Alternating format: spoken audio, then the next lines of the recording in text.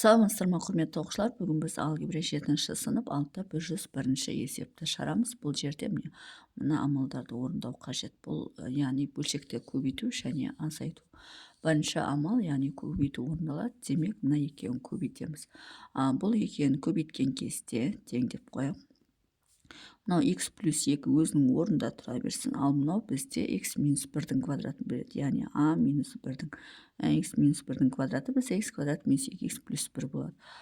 Көбейту 3x минус 1 бөлінген, ал енді мынаны a квадрат минус b квадрат бойынша жіктейтін болсақ, x плюс 2 ортасына көбейту бар, x минус 2 деп жіктеледі. Минус 3 бөлінген x минус 2 алып жүре берейік.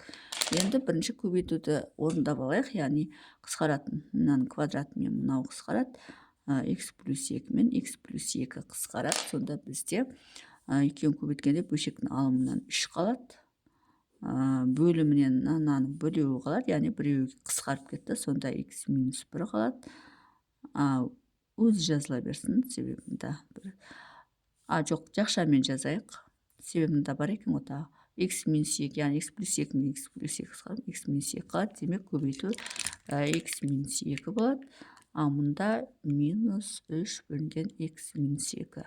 Енді осы жердің ортақ бөлім, мұнда x минус 1 бар, мұнда x минус 2 бар, мұнда x минус 2-ның өзі ғана бар. Демек, мұна екеуін бірге ала саламыз ортақ бөлімге, яғни x минус 1, x минус 2 де ортақ бөлімге алатын болсақ, мұнда өз-өзіне бөлсек 1 түседі, мұнда x минус 2 мен x минус 2 қысқарып кетіп, x минус 1 түседі. Енді 3-ті бірге көбейтсек 3 болады, 3-ті x-ке өтсек 3x болады, алдындағы минус пен минус 3x болады.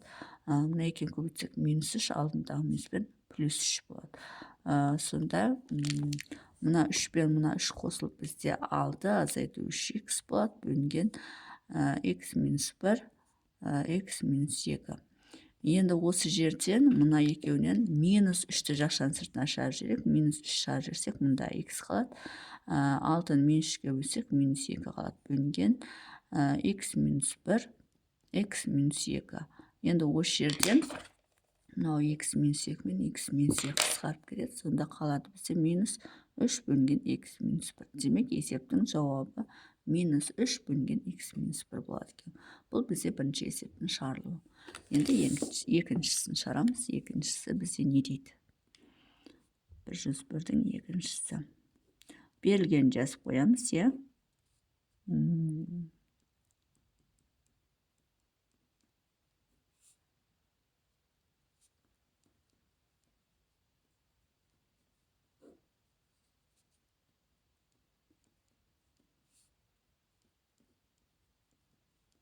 Берілген жазып атырмын. Міне берілген осындай екен бізде. Енді біз не істейміз? Бұл амалды орындау үшін бірінші жақшаның ішін қосып алу қажет. Ол үшін не істейміз?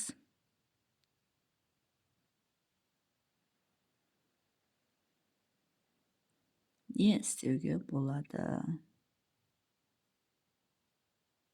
Так, мұнан ашайық. А минус 1 бөлінген 3а қалсын. Мұнан квадратын ашасын болсақ, а квадрат минус 2а плюс 1 болады. Минус, мұны бізде а квадрат минус 2а плюс 1 деген сөз, бөлінген а куб минус 1. Минус 1 бөлінген а минус 1 дейді. Тең. Бірінші осыны не істеп алайық? Осы жақшаның ішін орындап алайық. Мұнда 3а мен минус 2а, а минус 1 болады. Мына екеуі қосылып а болады. А квадрат бірінші жазайық. Мынаны алсақ плюс а болады, плюс 1 болады. Минус, енді а квадрат минус 2а плюс 1 деген сөз а минус 1-дің квадраты. Ал мынау бізде формула бойынша а минус 1, а квадрат плюс а плюс 1 деген сөз. Яғни а куб минус б кубқа келеді. Минус 1 бөлінген а минус 1 болсын. Енді осы жерден мынаның квадратымен мынау қысқарып кетеді. Не қалады бізде? А минус 1 бөлінген а квадрат плюс а плюс 1. Минус мынаның біреуі кетеді, яғни а минус 1 қалады. Бөлшектің бөлімінде а квадрат плюс а плюс 1 болады. Минус 1 бөлінген а минус 1. Енді мына екеуі де мына мен мынау бірдей болғандықтан, біреу оң біреу теріс болғандықтан жойылады екеуі бір-бірімен. Сонда тек қана бізде минус 1 бөлінген а минус 1 қалады екен бізде. Жақшаның ішінен міне осы шығады. Енді осыны мынаған бөлуіміз қажет. Немесе мына минусты мынаған көбейтер салсақ 1 бөлінген 1 минус а болады. Минусты мынаған көбейтіп сонда жақшаның ішінен осы шығады. Енді осыны мында жазып қояйық. Мына бірінші амал болсын, мына екінші амал. Яғни 1 бөлінген 1 минус аны бөлеміз. Неге? Мынаған бөлеміз. Яғни а квадрат плюс 1 бөлінген 1 минус аға. Енді мынаны көбейтуге айналдырамыз. Яғни 1 бөлінген 1 минус а орында қалады. Мынаны көбейтуге айналдыратын болсақ, мына бөлшектің бөлімімен алынып орын ауысып кетеді. Мында 1 минус а алынына кетеді. А квадрат плюс 1 бөліміне кетеді. Енді осы жерден 1 минус а мен 1 минус а қысқарады. Сонда бізде қалады 1 бөлінген а квадрат плюс 1 болады. Сонда есептің жауабы міне осылай болады екен. Сонымен есептің шығар жолы осындай. Егер есептің шығар жолы түсінікті болса, лайк басып, комментарий жазып, каналыма тіркеліп кетсеңіздер болады.